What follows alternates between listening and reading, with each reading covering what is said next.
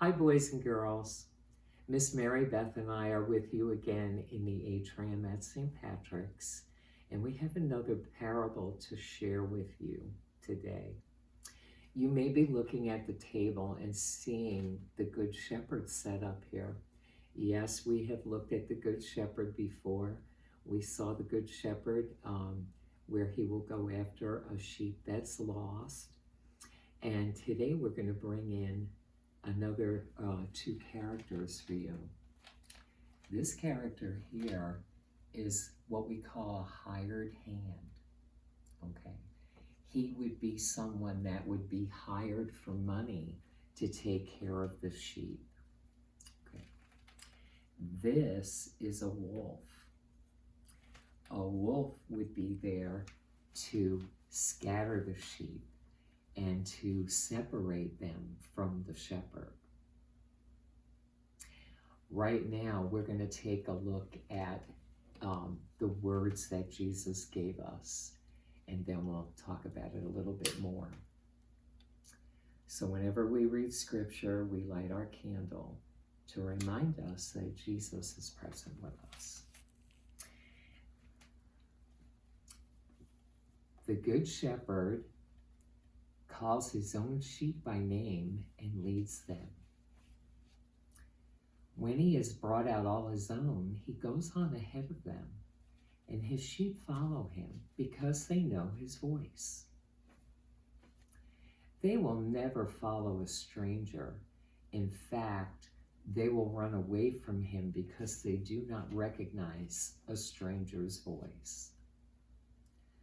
I have come that they may have life and have it to the full. I am the Good Shepherd.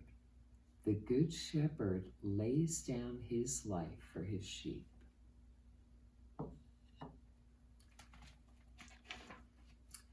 The hired hand is not the shepherd who owns the sheep.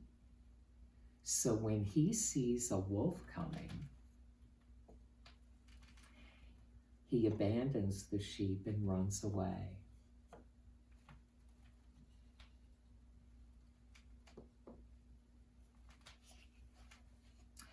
Then the wolf attacks the flock and scatters it.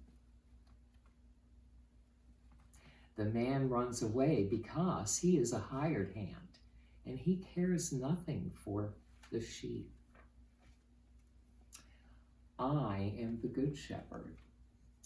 I know my sheep and my sheep know me, just as the Father knows me and I know the Father.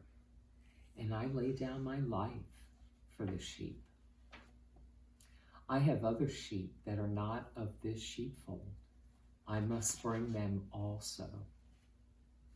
They too will listen to my voice, and there shall be one flock and one shepherd. So we hear Jesus tell us again, knowing that we are the sheep. We are the Good Shepherd sheep, and we know that Jesus is always there for us. A hired hand is just there to get a paycheck. He's not going to take care of the sheep the way the Good Shepherd would. And our wolf in the story is there to drive us away from the Good Shepherd.